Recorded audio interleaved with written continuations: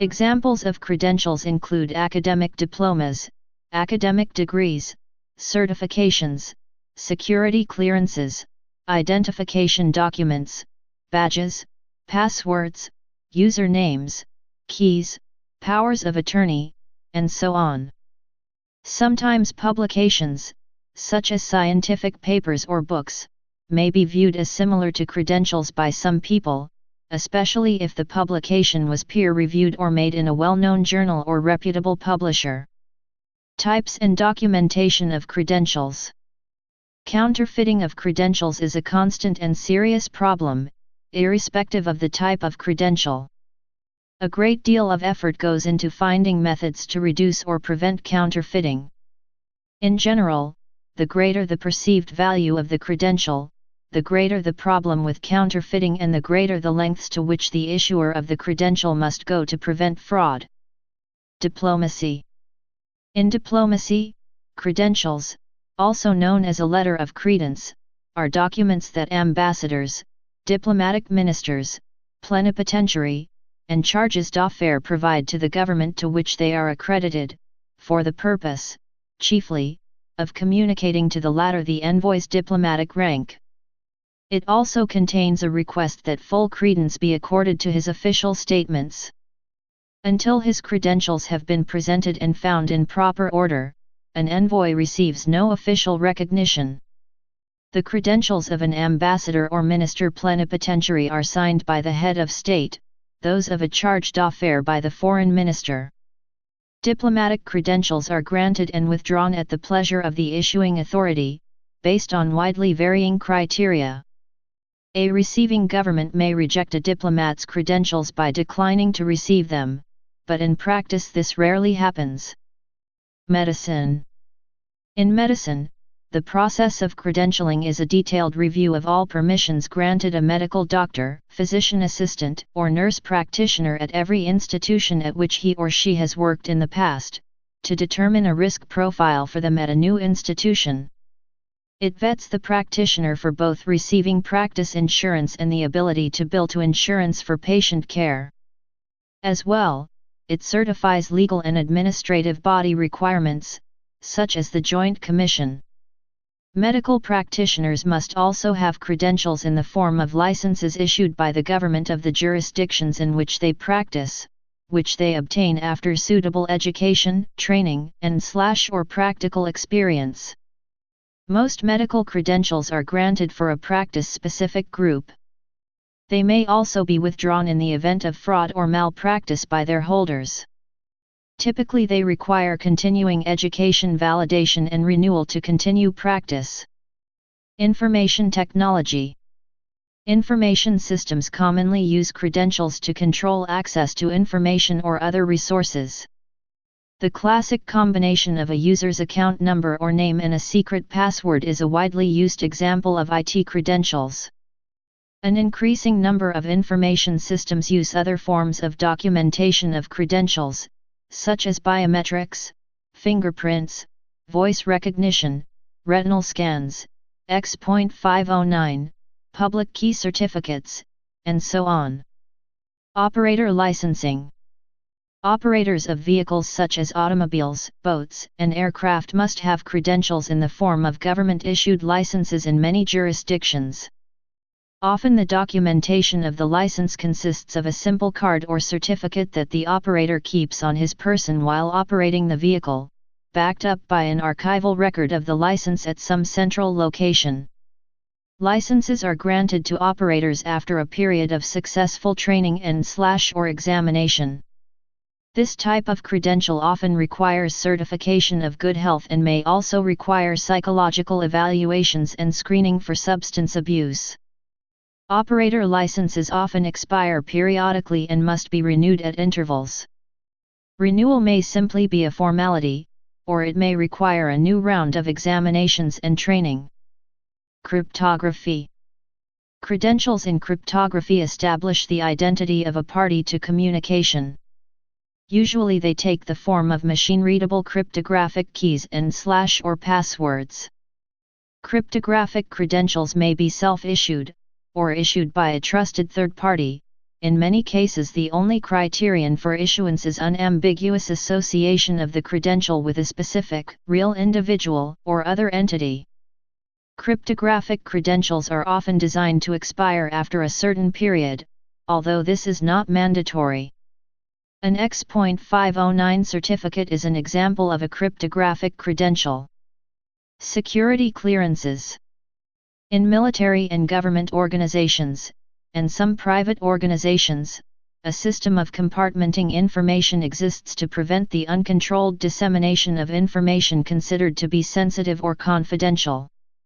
Persons with a legitimate need to have access to such information are issued security clearances, which can be tracked and verified to ensure that no unauthorized persons gain access to protected information.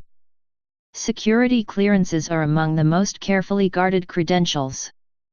Often they are granted to individuals only after a lengthy investigation and only after their need to have access to protected information has been adequately justified to the issuing authority.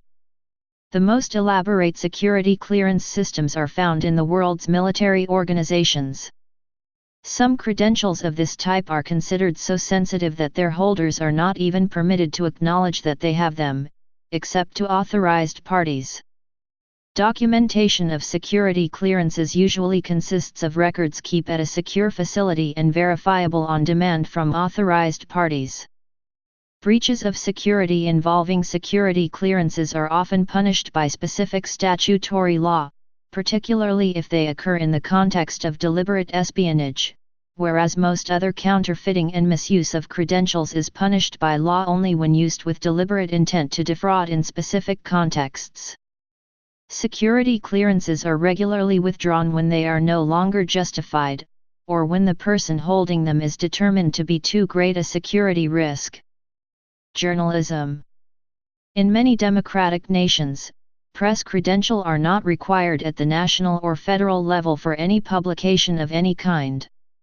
However, individual corporations, and certain government or military entities require press credentials, such as a press pass, as a formal invitation to members of the press which grants them rights to photographs or videos, press conferences, or interviews.